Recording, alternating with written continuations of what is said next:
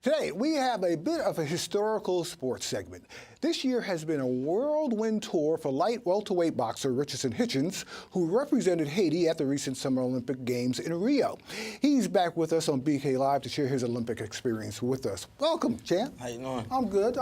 Hold on for a moment. But also back with us is a man who's been to Brazil several times, but never to Rio. Doc Stanley of Sports and Deck Radio this weekend in the nation's capital. A couple of Doc's items from his well-endowed sports collection will be installed in the National Museum of African American History and Culture, who officially opens on September 24th. Welcome, Doc. Hey, Mike, once again, I want to thank you. All praise to the Master. First and foremost, good to be with the champion. Thanks, Mike.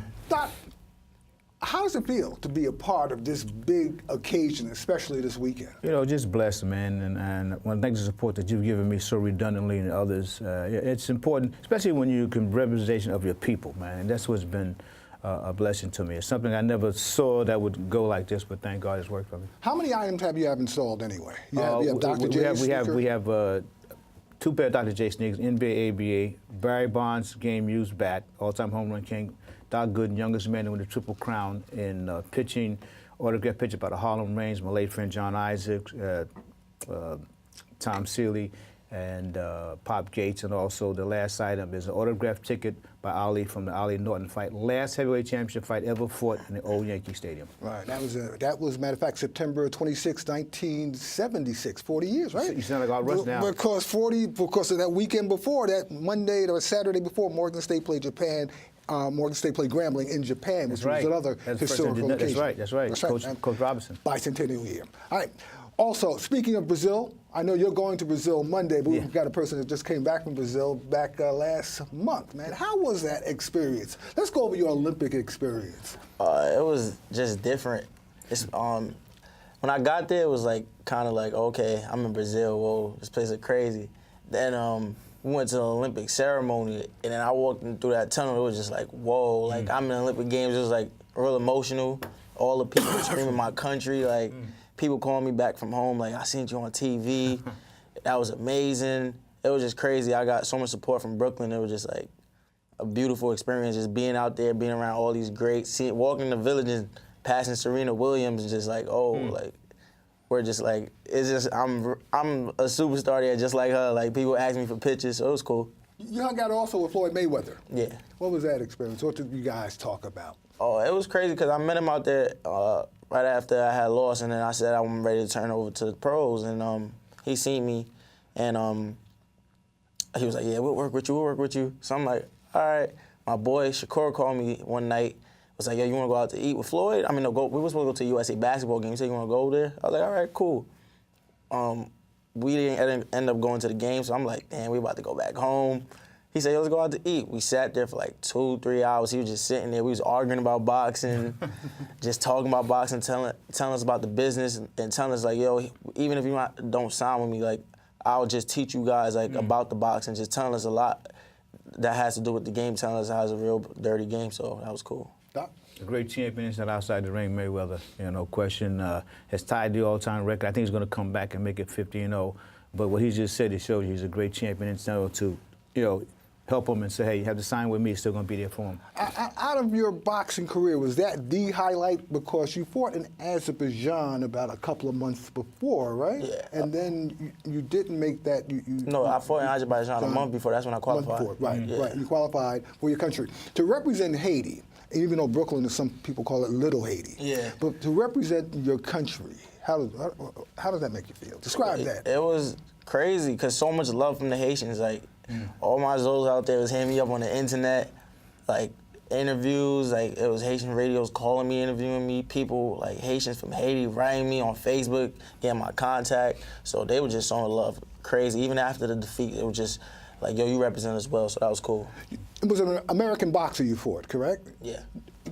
Were you aware of him, his style, his particular style, how as far as before you entered the ring? Yeah, I was aware. I went in there confident. Like, we already fought before. He beat me. That's why I couldn't make the USA team, so he beat me. He beat you in the trials? Yeah. Okay. He beat me in the Olympic trials, so I was already aware of his style.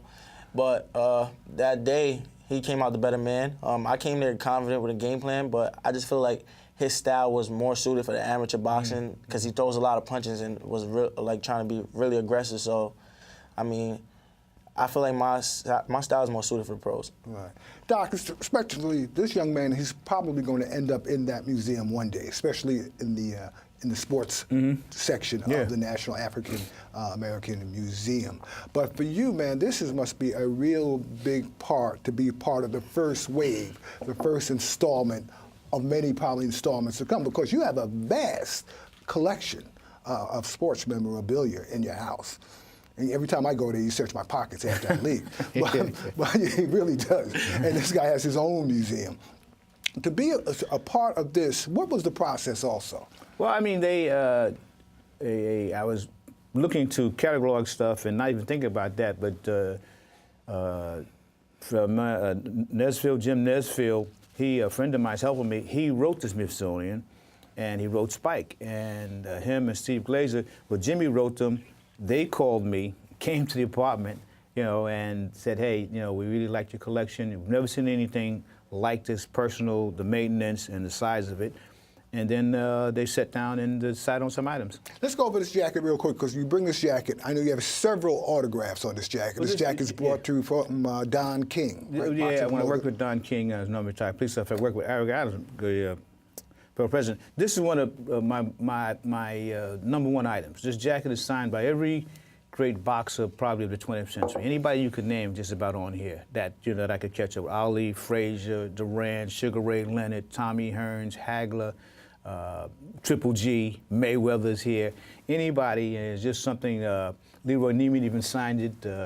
Bill Gallo, my boy.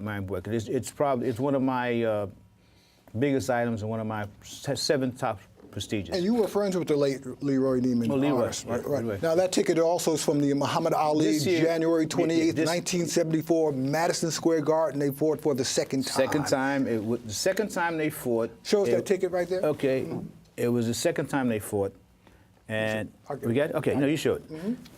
It's big 2. Second time they fought. Second time Joe Frazier lost.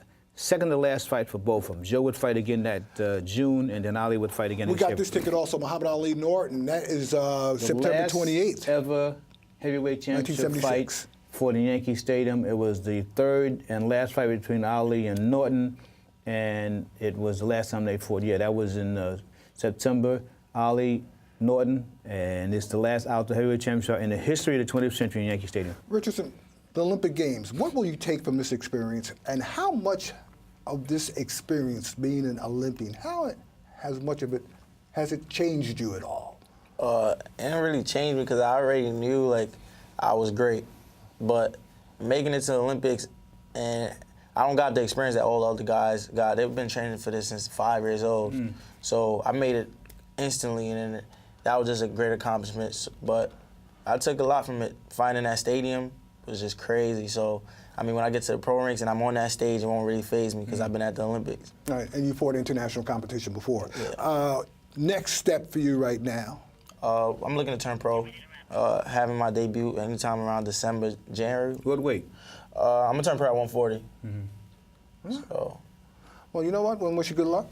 Thanks for coming in. Thank you. And Doc Stanley, always, man. And you're a part of history. This is a big deal. VP. Big deal. Mike, just thanks a lot. Thank God. Good to meet you, champ.